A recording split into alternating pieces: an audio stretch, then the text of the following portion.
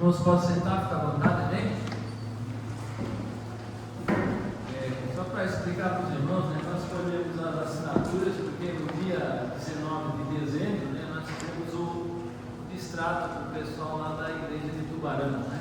Nós caminhamos 8 anos com o pessoal de Tubarão, fomos muito abençoados por ele, mas a Bíblia diz que há tempo de juntar e há tempo de separar, né? Assim como um dia Paulo andou com Barnabé, um dia se separaram, Paulo foi com Silas, Barnabé foi com João Marcos, e eles continuaram, né, pregando o Evangelho e falando do reino de Deus. Amém? Amém. E assim, não tivemos nenhum problema com o Tubarão, mas por orientação do Espírito Santo, agora nós seguimos de maneira separada, né? Mas nós temos bastante relacionamento e saímos de uma maneira muito lícita e muito cristã lá do pessoal do Tubarão. Queria chamar o Arone, então vem aqui, Arone.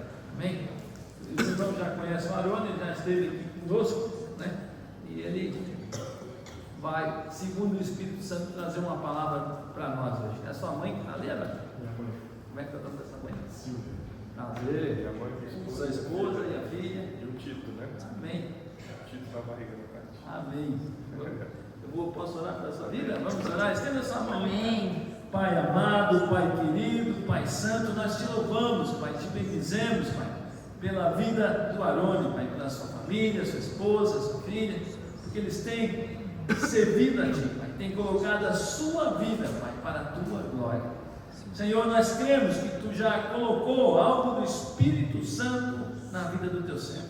Senhor, que ele tenha plena liberdade de falar tudo aquilo que o Senhor quer falar conosco. Prepara os nossos corações, prepara a nossa vida, para que em tudo, Senhor, a Tua palavra, que é espada, que vai, Senhor, ao profundo escondido do nosso coração, possa produzir fé, possa curar, possa nos trazer ânimo, possa nos trazer vida, possa estar falando conosco nessa noite. Usa o Teu servo para a Tua glória, Pai. É a nossa oração em nome de Jesus. Amém. Boa noite, meus irmãos. Graças a Deus. Da paz do nosso Senhor Jesus Cristo. Bem? Só me ajeitar aqui, dá licença.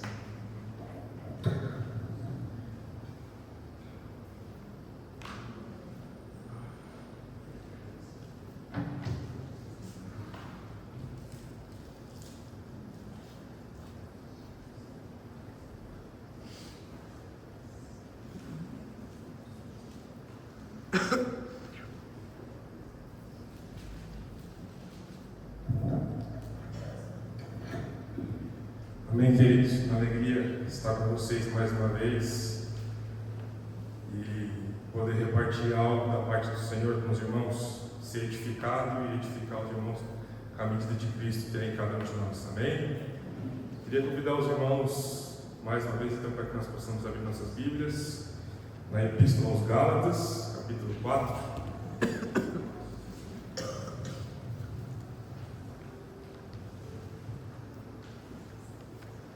Epístola de Paulo aos Gálatas, capítulo 4, versículo 19.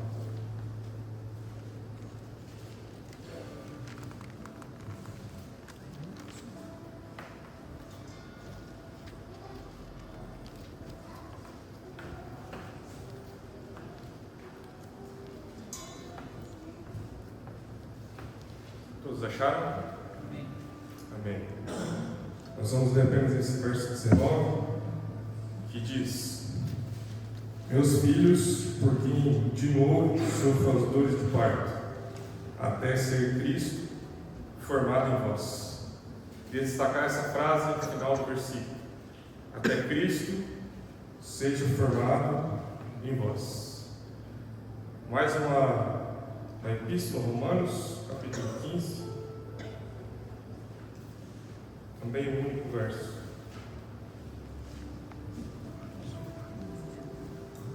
Romanos capítulo 15,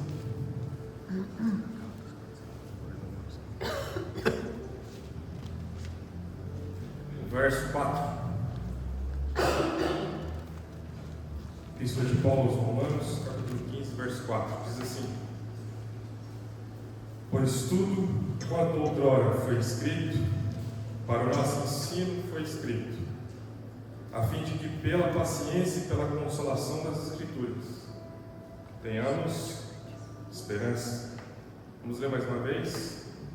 Pois tudo quanto outrora foi escrito, para o nosso ensino foi escrito, a fim de que pela paciência e pela consolação das Escrituras tenhamos esperança.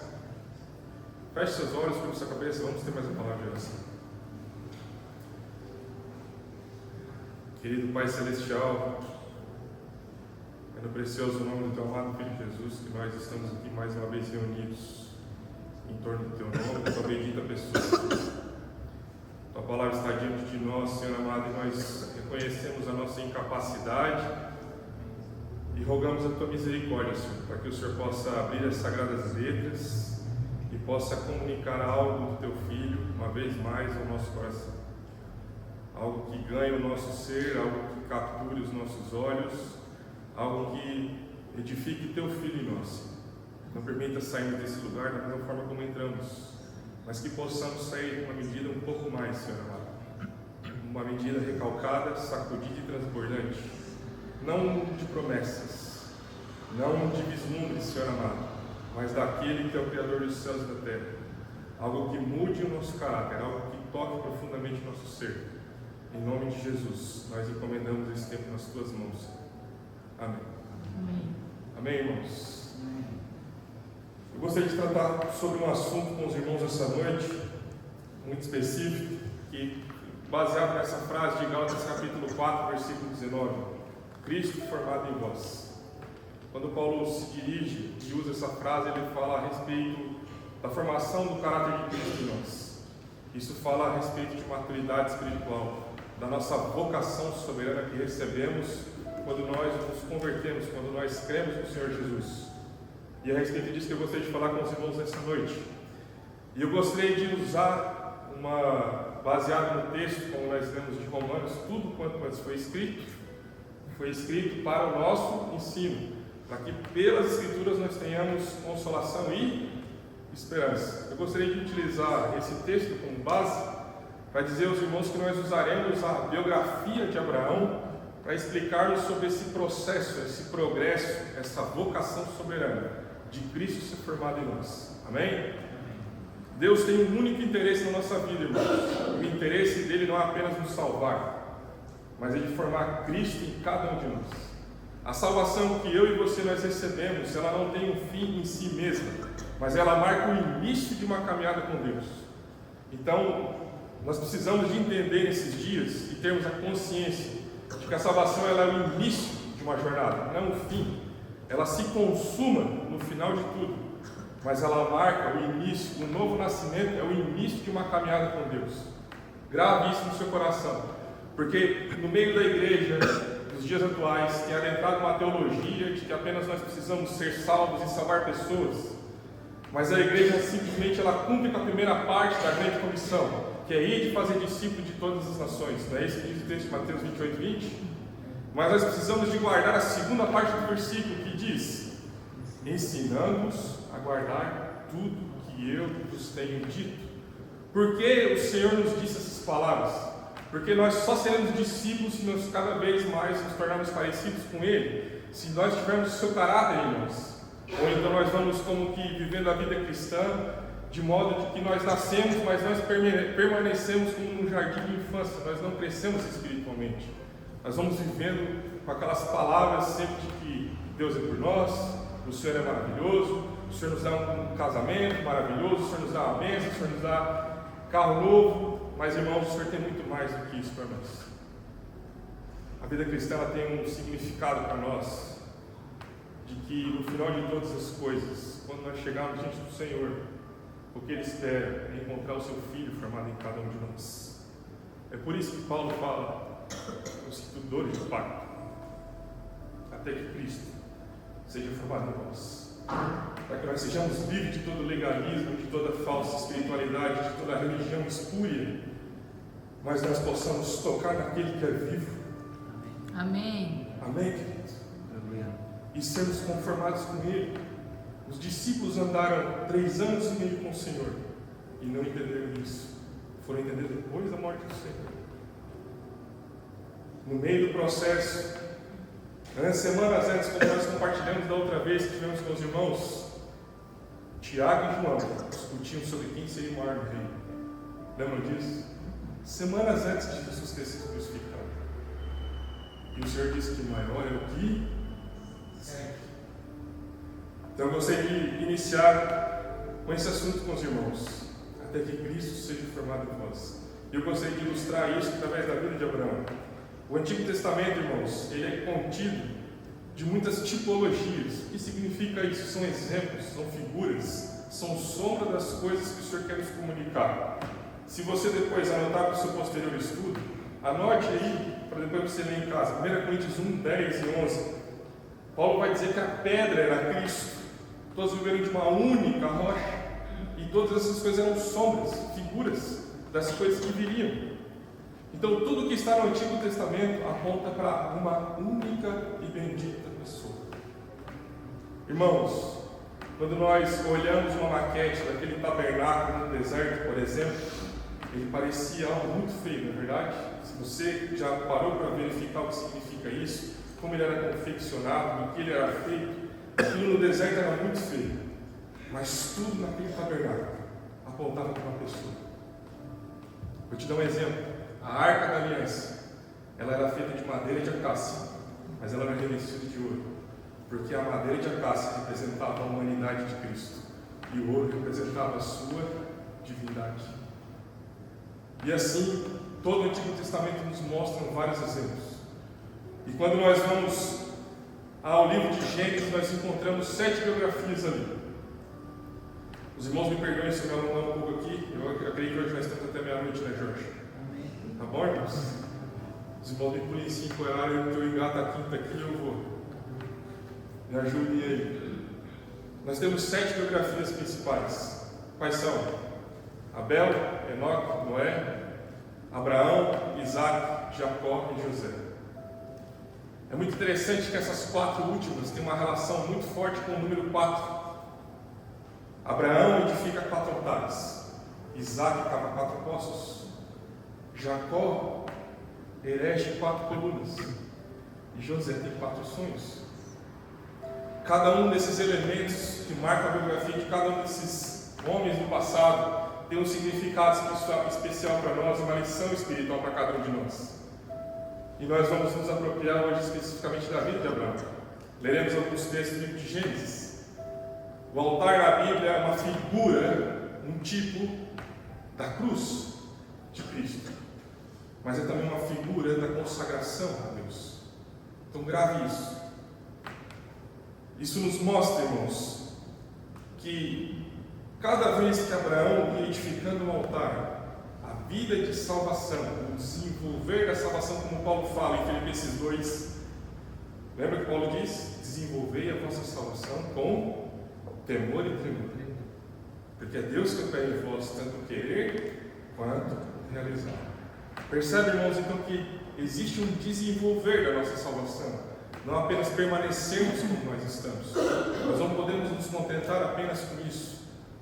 Nós somos ganhos para o Senhor, para pertencermos a Ele e nos tornarmos semelhantes a Ele.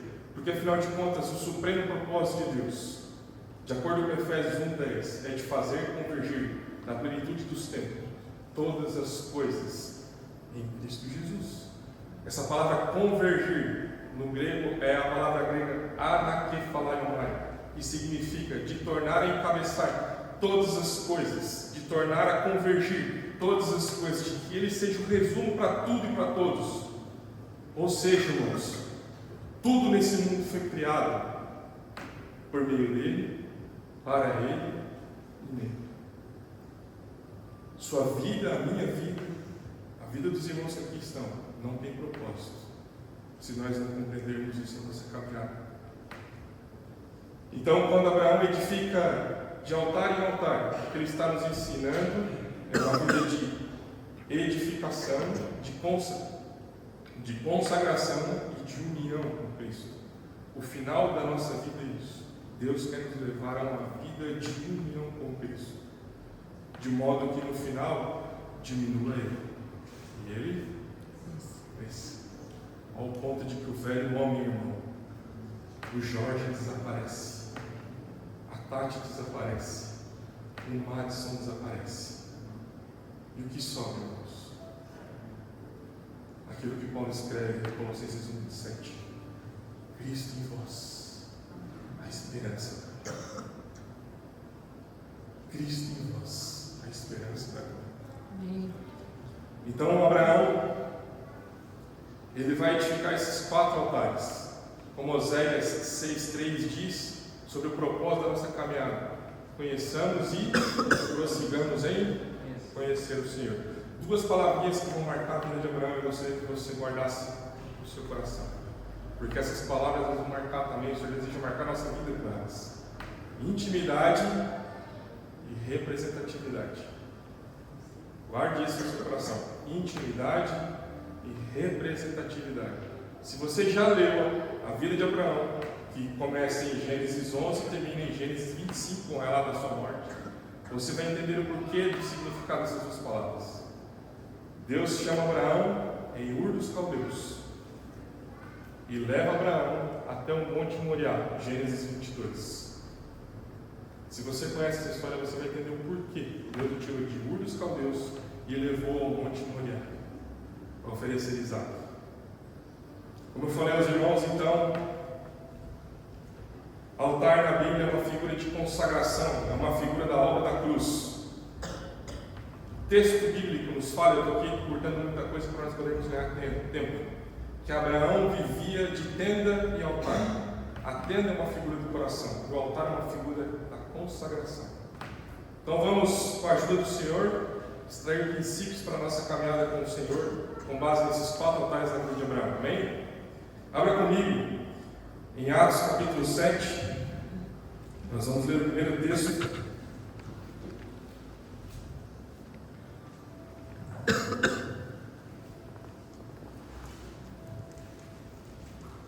Atos capítulo 7.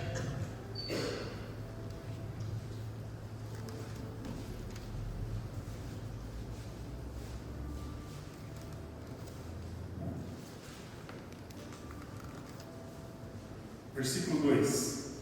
Diz assim. Vamos ler o versículo 1 apenas para contexto. Então lhe perguntou o sumo sacerdote: porventura é isto assim? Estevão respondeu: varões, irmãos e pais, ouvi. O Deus da glória apareceu a Abraão, nosso pai, quando estava na Mesopotâmia, antes de habitar em Harã. E lhe disse: sai da tua terra, da tua parentela, e vem para a terra que eu te mostrarei. Então saiu da terra dos caldeus e foi habitar em Harã. E dali, com a morte de seu pai, Deus o trouxe para esta terra em que vós agora habitais. Abraão era um homem que habitava na Mesopotâmia, região da Caldeia. Ele morava numa cidade chamada Ur. E muito provavelmente, segundo o que os historiadores nos relatam, é que essa cidade levava o nome Ur por causa do deus Urk, que era o deus daquela cidade, o deus pagão, que significa o deus lua. Para cada ídolo que havia naquela cidade, e não eram poucos, eram 5.000 por volta. Eles acendiam uma vela para cada um. Então imagine 5.000 velas acesas para cada ídolo. Entende? Só que o texto de Atos diz que o Deus da glória apareceu a Abraão quando este aqui estava na Mesopotâmia. O Deus da glória. Irmão, todos nós ouvimos esse chamado nas nossas vidas. O que são 5.000 velas acesas quando o sol da justiça irradia os nossos corações? O que são 5.000 velas acesas como o motivo daquilo que nós cantamos? O Deus da glória. É dito no livro de Apocalipse que a cidade santa não vai precisar de sol nem de lua. Por quê? Porque o Cordeiro de Deus será a sua lâmpada. Ele a iluminará. Essa é a esperança que nós temos no nosso coração. Abraão está diante dessa visão maravilhosa diante da sua vida. O Deus da glória aparece a ele e faz uma promessa. Abraão, sai da tua terra, da tua parentela e vai para uma terra que eu te mostrarei. Vai para a terra de Canaã. Quando nós abrimos em Gênesis 12, versículo 1, nós vemos que essa terra é a terra de Canaã. Canaã, na tipologia bíblica, representa as insondáveis riquezas de Cristo, que Paulo testifica para nós no Novo Testamento. O Cristo do qual nós conhecemos e servimos, ele é insondável, meu irmão e minha irmã. E preste atenção numa coisa: quando nós chegarmos na eternidade, passar toda a eternidade, nós não ainda conheceremos como devia. Por quê? Porque ele é insondável. Porque ele é pleno. E ainda que nós estejamos diante dele, que desejássemos conhecê-lo como ele é, irmão, nós passaríamos tudo isso de joelhos e não chegaremos ao fim disso, porque o Senhor é inesgotável. E nós somos chamados, irmãos, para esse relacionamento. Foi para essa intimidade que o Senhor nos chamou. E é interessante que quando nós vamos ao livro de Gênesis, eu gostaria de convidá-los para ver comigo. Gênesis capítulo 12.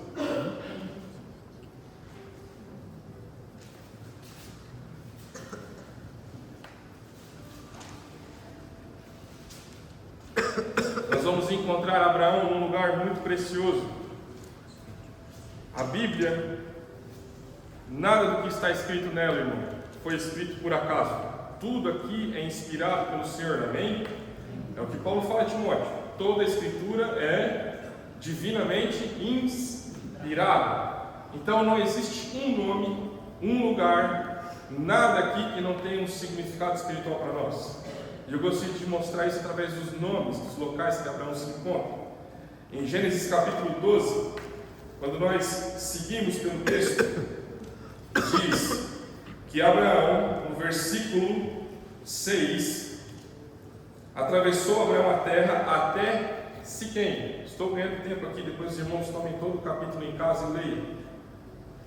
Ele sai de Ur dos Caldeus, atravessa toda a terra, chega em Canaã e se encontra num lugar, na terra de Siquém.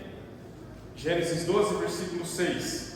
Sabe o que significa esse nome? Siquém. Geograficamente, esse é o lugar mais ou menos ao centro da terra de Canaã.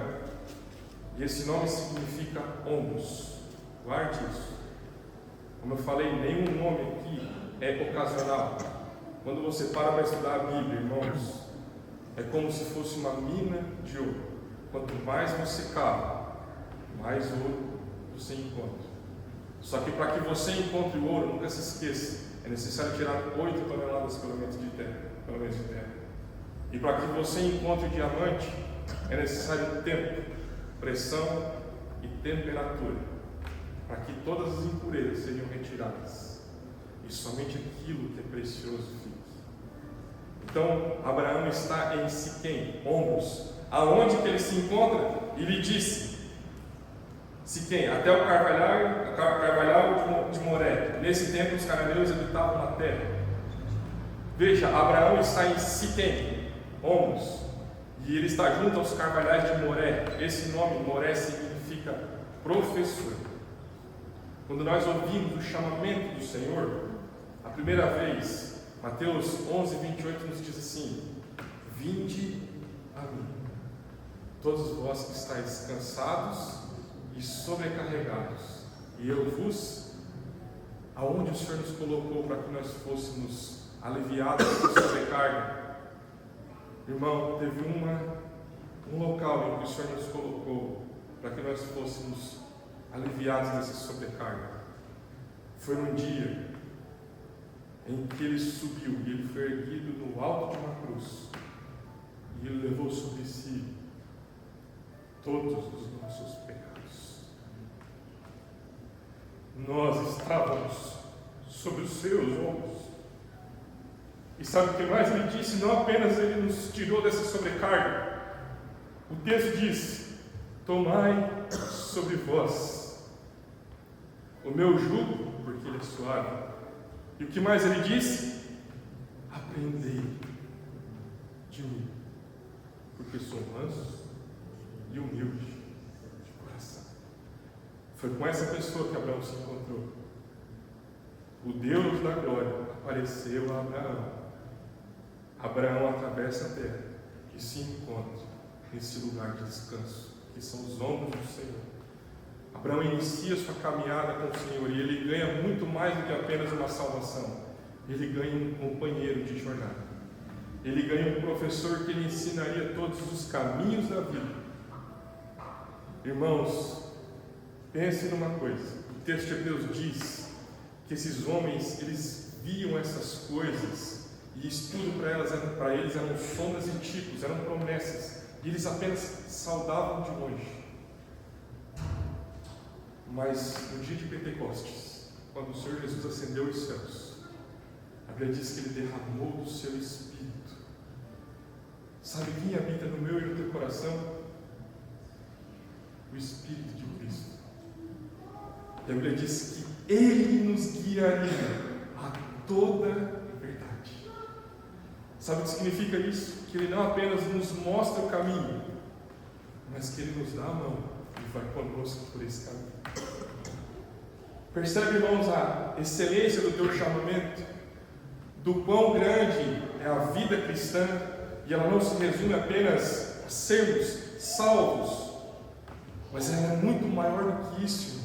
Existe um Cristo inesgotável para que eu e você possamos desfrutá-lo, possamos gozá-lo, possamos usufruí-lo, de modo de que nós venhamos a diminuir e Ele cresça, e Ele apareça em cada um de nós. Então Abraão foi iniciado nessa jornada com o Senhor, onde ele ganhou não apenas uma salvação, mas ele ganhou um mestre, ele ganhou um professor. E o Senhor disse: sai da tua terra, da tua parentela, e vai para a terra que eu te mostrarei. E o Senhor disse: vai sozinho? Não. O Senhor foi comigo. O Senhor nos chamou para que nós tenhamos vida, meus irmãos, conforme João 10:10. Mas não apenas vida, mas vida em abundância. Percebe que muitas vezes nós estamos vivendo uma vida cristã amíngua, porque nós focamos apenas no nosso umbigo, nos nossos desejos, nas nossas coisinhas. Mas o Senhor tem algo muito maior para cada um de nós. E o nome disso chama-se maturidade espiritual. Cristo em vós, sendo formado. Cristo em vós, a esperança da glória. Por que nós estamos aqui nos reunindo, irmãos?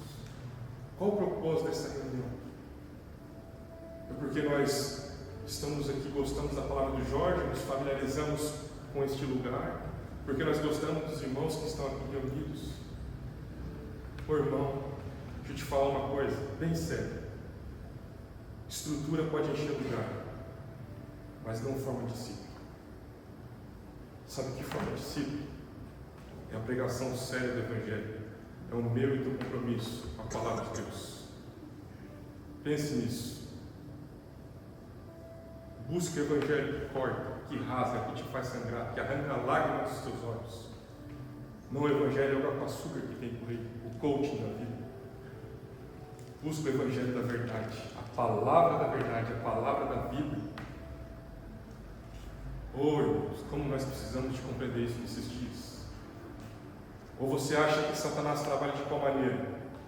Você acha que ele vem com um tridente na mão, com 2 pares de chifre, uma cola gigante?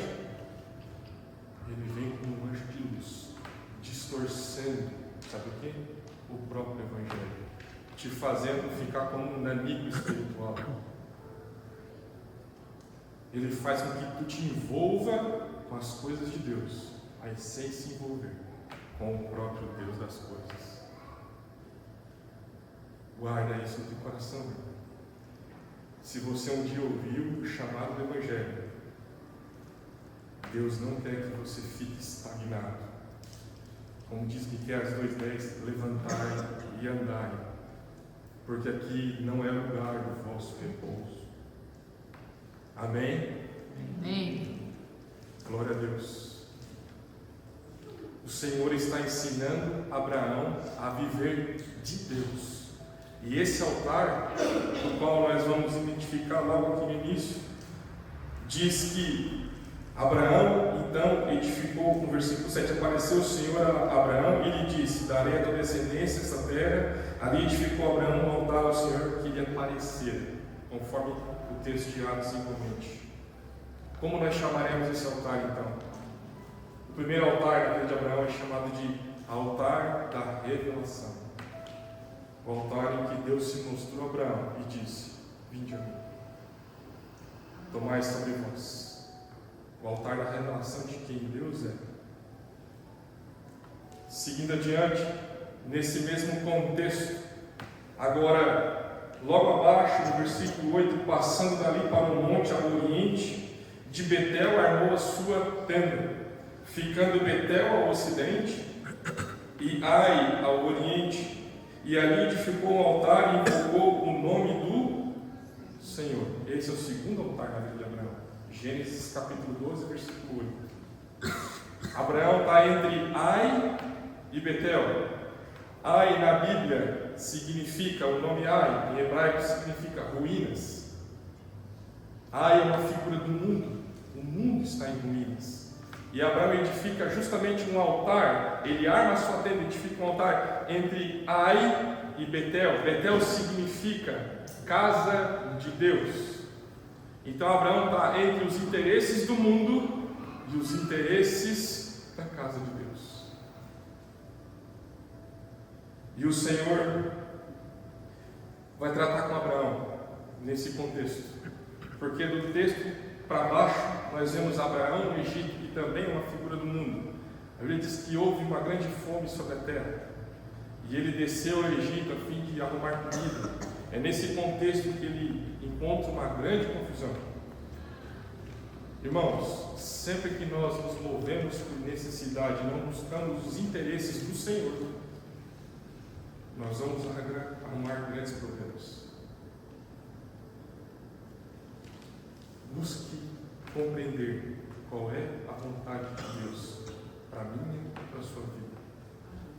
Nós temos o costume de dizermos assim: vou trocar de carro, vou negociar a minha casa, vou fazer isso, vou fazer aquilo, mas o que o Tiago diz? Façamos se o Senhor quiser. Nós devemos buscar sempre, irmãos, os interesses do Senhor.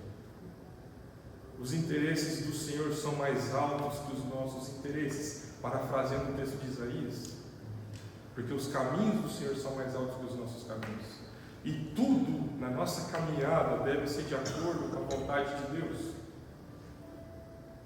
Irmãos, aonde está a vontade de Deus para a minha e para a sua vida? Nesse livro aqui. Não mistifique a vontade de Deus. Não espiritualize aquilo que já é espiritual. Mas se enche do que ela diz. Compreenda. Por que muitas vezes se fazem sociedades que não dão certo? Porque não consultou a vontade de Deus. Aí se mete numa sociedade com ímpio. O que a Bíblia diz? Não os metais a jugo. Está escrito, irmão, não sou eu que estou dizendo. Percebe? Estou solteiro, vou arrumar uma namorada. Aos jovens, né? Aí arruma uma dita cuja, como se diz no dito popular, uma mulher que não conhece o Senhor. O que acha que ela vai fazer contigo? Ou, para não ser machista, um dito cujo.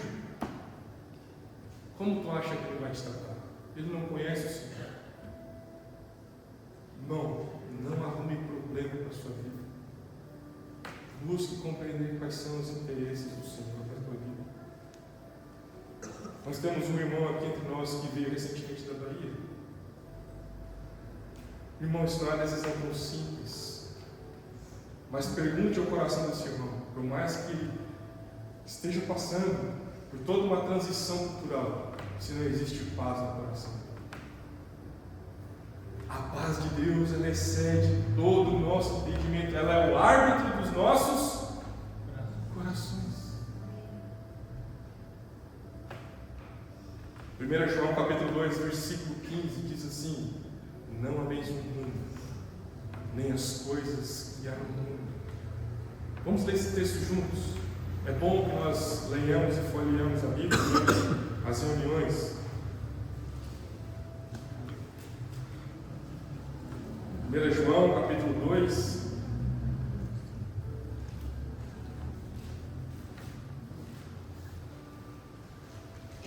versículo 15, 16 e 17, vou ler rapidamente. Não ameis o mundo, nem as coisas que há no mundo. Se alguém amar o mundo, o amor do Pai não está nele.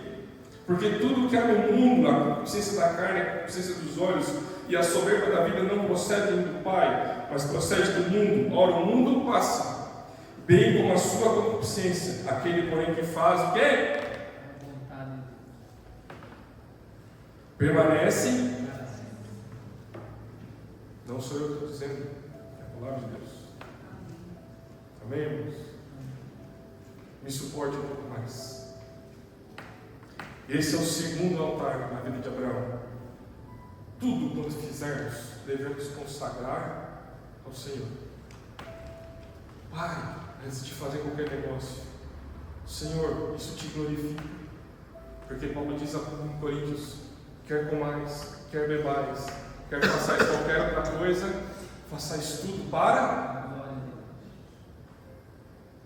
Isso te glorifica, Senhor. Isso é da tua vontade, Senhor. Busque conselho de irmãos idôneos. Irmãos, vocês têm um irmão mais velho aqui entre vocês, que ama o Senhor e ama a palavra, que tem dedicado a vida dele aos pés do Senhor. Busque conselho de irmãos mais velhos, de irmãos idôneos, que têm experiência de vida, e experiência, não só experiência de vida, mas experiência com o Senhor. Porque a idade não é sinal de maturidade. Tem gente que quanto mais velho fica, mais moribundo fica. Mas aquele que realmente é trigo e não joio, quanto mais velho fica, mais humilde ele fica. E esse é um sinal de maturidade espiritual. Mais mansa essa pessoa fica. Lembra que Jesus disse: tomai sobre vós o meu jugo e aprendei de mim, porque sou manso. Isso é uma grande evidência para todos nós. Esse então é chamado de o altar da consagração. Abraão está aprendendo a viver para Deus. Depois nós vamos ver que o Senhor chama Abraão, e existe uma grande contenda entre Abraão e Ló, entre os pastores de Abraão e os pastores de Ló. Repita comigo: Ló significa véu, cobertura. Ló significa véu. O que vai acontecer com Abraão e com Ló é que Abraão chega para Ló e diz assim: toma, isso está em Gênesis capítulo 13, se não estou me enganado. O Senhor fala com Abraão: se separa de Ló. O Senhor orienta ele nesse sentido. E Abraão diz: Ló, se tu vai para cá, eu vou para lá. Se tu for para lá, eu vou para cá. Ló escolhe as colinas de Moab. E Abraão então se separa. Quando isso acontece na vida de Abraão, é como se um véu fosse removido. E há coisas na nossa caminhada, irmãos, que nós precisamos colocar de lado, para que o véu seja removido.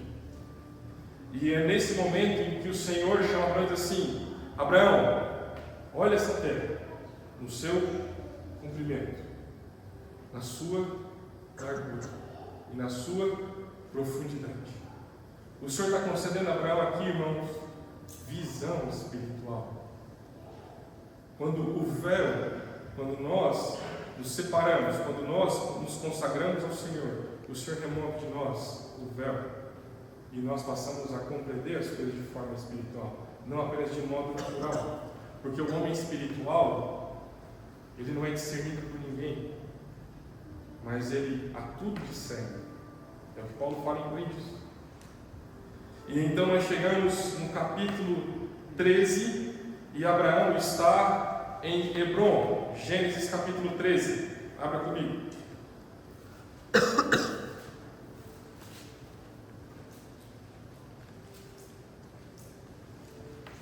Gênesis capítulo 13, o versículo 14 em diante, diz assim, isso que acabamos de anunciar aos irmãos.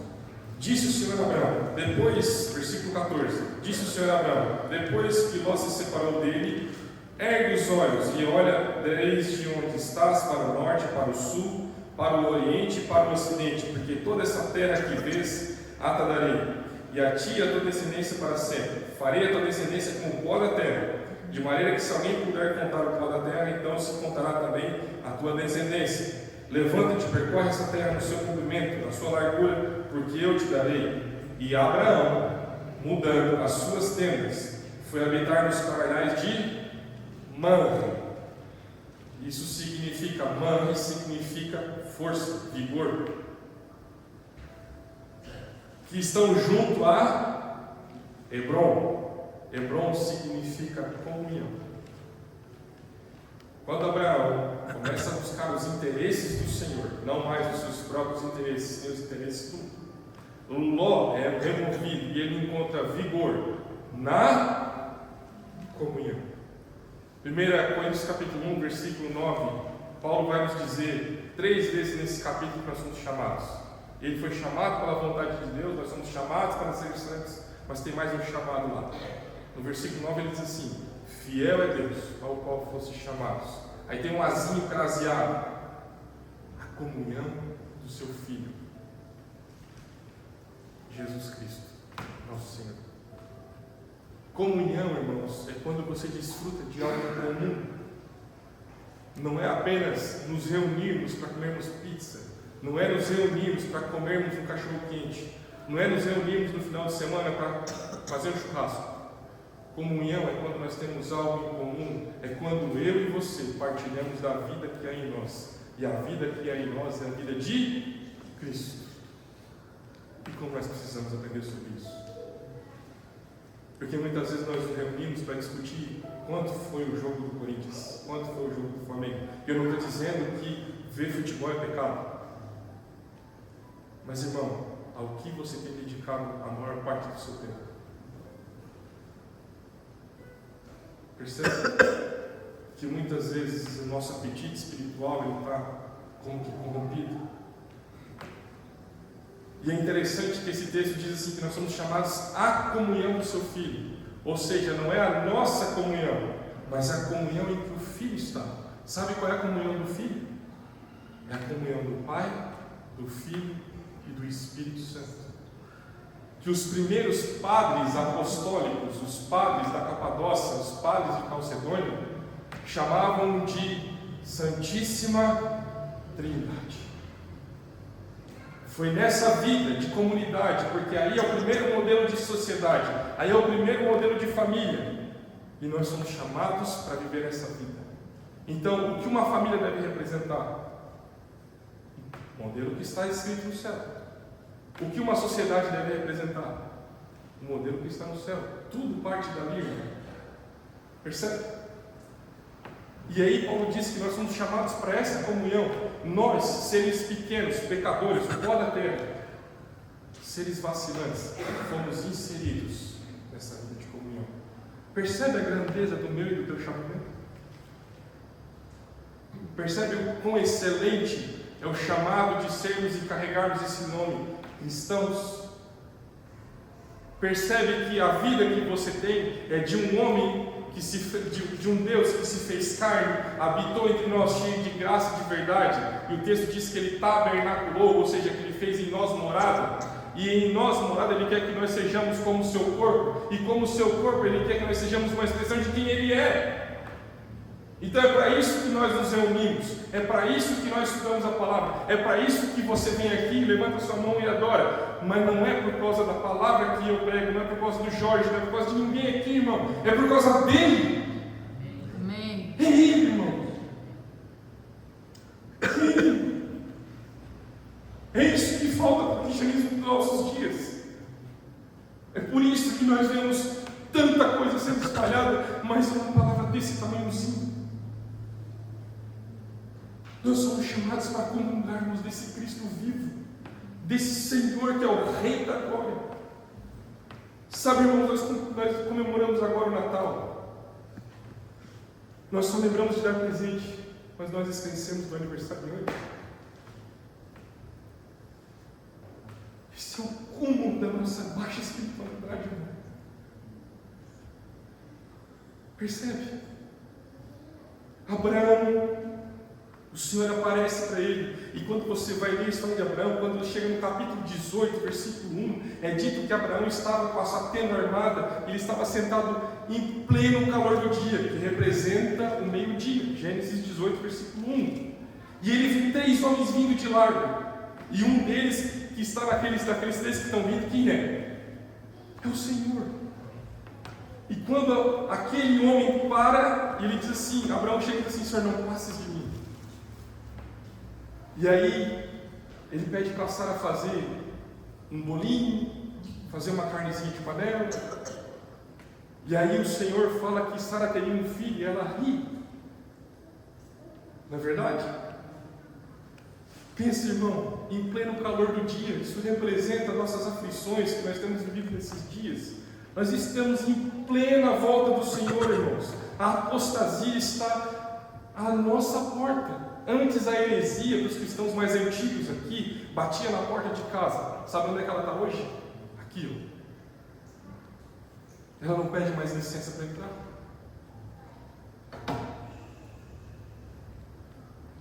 E aí, Abraão tem aquela oportunidade de almoçar com o Senhor. Pensa que convite maravilhoso. Onde o Senhor começa a repartir os segredos dele com Abraão. E o Senhor disse que destruiria Sodoma. Então, Abraão encontra vigor para viver essa caminhada com Deus, na comunhão com Ele. Então, esse terceiro altar, o que o Senhor está ensinando a Abraão é não apenas viver de Deus, não apenas viver para Deus, mas viver com Deus. Por isso é chamado de altar da comunhão. Mas, irmãos, quando nós chegamos um pouco mais à frente nesse texto, e esse talvez seja um dos textos mais doídos, mais pesados para nós, quando nós chegamos ao texto de Gênesis 22, depois de Abraão ter recebido do próprio Senhor a promessa de que ele teria um filho, mesmo que ele fora avançado em idade, e Sara também, eles já tinham deixado o costume comum. O versículo 22 do capítulo, versículo 1 do capítulo 22 de Gênesis diz assim: abra comigo e leia atentamente. Vê o que Abraão passou até aqui. O Senhor chamou em Ur dos Caldeus, lhe deu uma revelação aparecendo para o próprio Abraão. Uma coisa que eu gostaria de colocar aos irmãos: Deus visita Abraão 11 vezes. Em cada uma dessas visitas, o Senhor quer ensinar algo para Abraão, para que ele alcance essa vida de maturidade, de excelência espiritual. E quando nós chegamos no capítulo 22, depois de ter passado por aquela revelação, de aprender a viver entre os interesses do Senhor e não mais os interesses do mundo, de aprender a viver com Deus, olha como é que começa Gênesis 22. Depois destas coisas, pôs Deus Abraão à prova. Percebe, irmão? Depois de ter vivido tudo que ele tinha vivido até aqui, Gênesis 22 vai dizer assim: depois de todas essas coisas, pôs Deus Abraão à prova. E lhe disse, este respondeu: Abraão, eis-me aqui. Acrescentou Deus: toma teu filho, teu único filho Isaque, a quem amas, e vai-te à terra de Moria. Oferece ali em holocausto sobre um dos montes que eu te mostrarei. Depois de tudo que Abraão tinha experimentado e vivido, o Senhor colocou o coração de Abraão à prova. Irmãos, eu não sei você, mas eu, quando eu chego nesse texto, eu tremo. Porque eu tenho um testemunho vivo dentro da minha casa disso. Um dia o Senhor me pôs à prova, baseado nesse próprio texto. E muitas vezes nós oramos de maneira religiosa: Senhor, seja feita a tua vontade. Ah, Deus é maravilhoso. Mas quando Deus faz essa vontade, não necessariamente é a minha e a sua. Abraão tinha a promessa de que nele seriam benditas todas as nações da terra, de que a sua descendência seria como o pó da terra e como as estrelas do céu. Isaque era esse filho, o filho da promessa. E aí o Senhor chama Abraão, e Abraão disse assim: eis-me aqui, Senhor.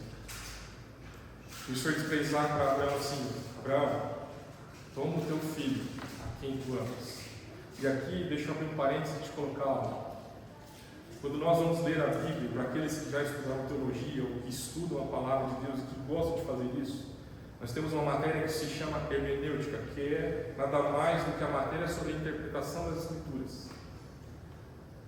Guarde isso.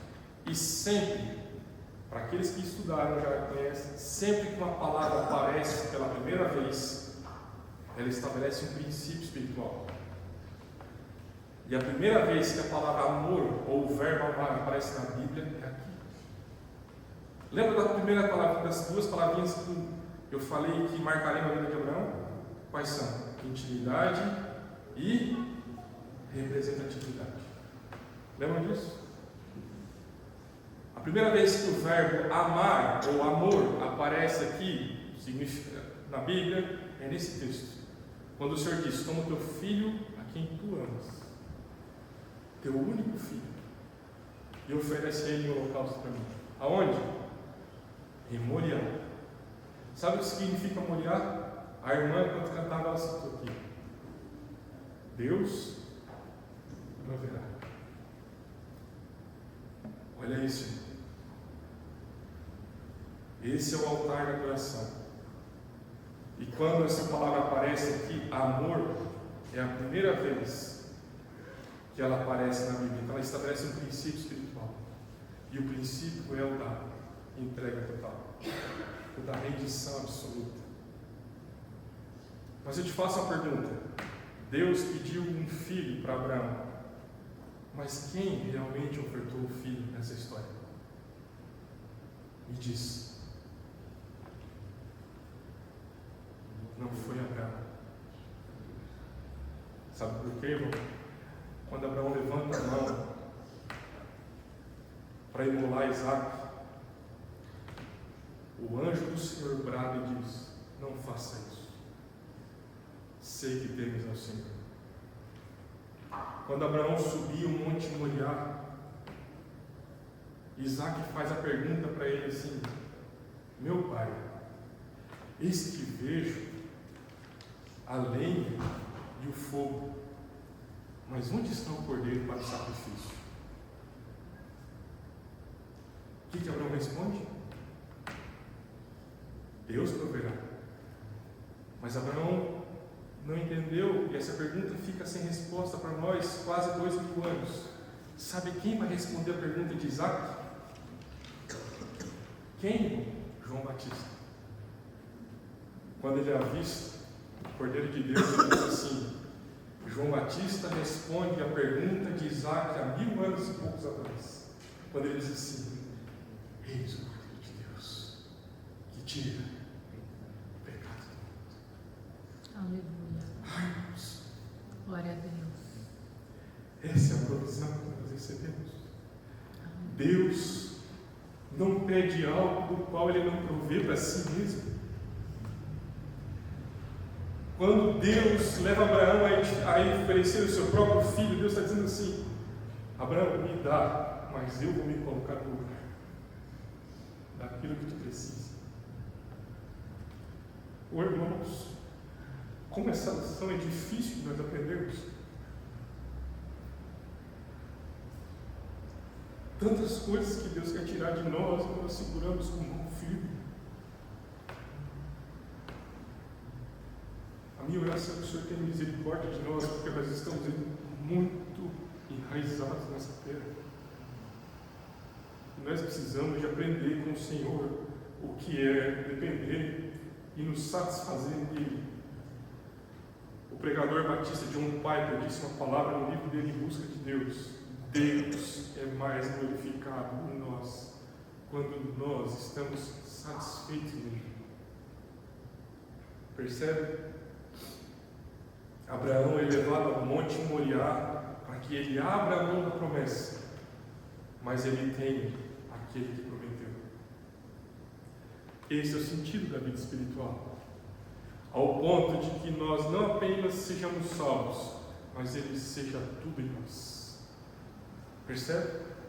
Ao ponto de que nós não apenas vivamos de Deus, não apenas vivamos para Deus, não apenas vivamos com Deus, mas ele esteja em nós e nós nele. Isso é o que a Bíblia chama de vida de união com Cristo.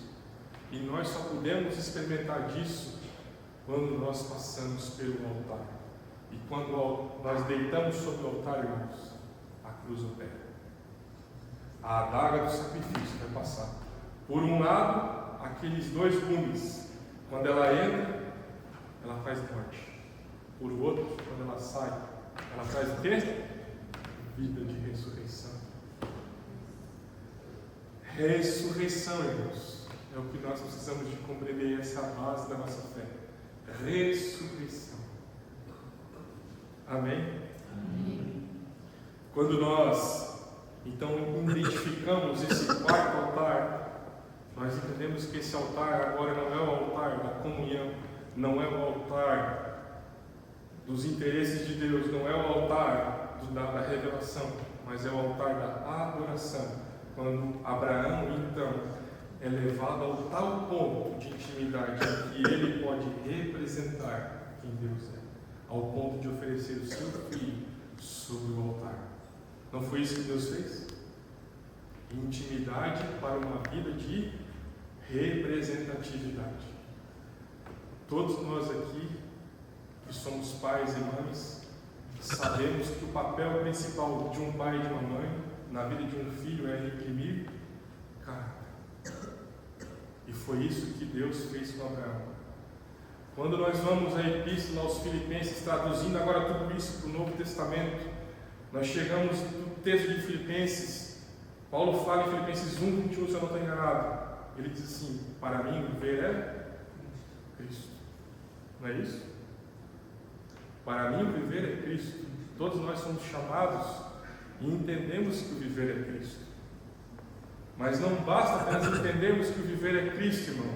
Nós precisamos chegar em Filipenses capítulo 2, versículo 5, quando Paulo diz assim: tende em vós o mesmo sentimento, a mesma mente, a mesma consciência que houve em Cristo Jesus, que não buscou com usurpação ser igual a Deus, antes a si mesmo se esvaziou, e a si mesmo se humilhou. Vê?